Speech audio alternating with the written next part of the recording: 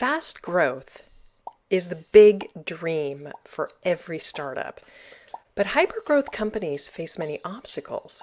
The primary one being how to scale and maintain culture. Jordana Valencia offers some tips. First, define culture in terms of clear, observable behaviors. Employees learn by observing others, not by abstract values, which can mean different things to different people. So a critical step to scaling culture is to define each of your company's values or beliefs into 2 or 3 behaviors that people can actually observe. For example, respect can be defined as 1, being a great listener, and 2, giving equal consideration to different ideas.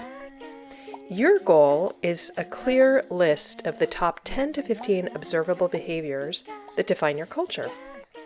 The purpose is to ensure everyone is working from the same cultural definitions and that abstract values can be seen in concrete ways so employees can more easily learn, measure, and reinforce values. For the rest of Valencia's tips, see her article, Scaling Culture in Fast-Growing Companies, on hbr.org, June 11th, 2019.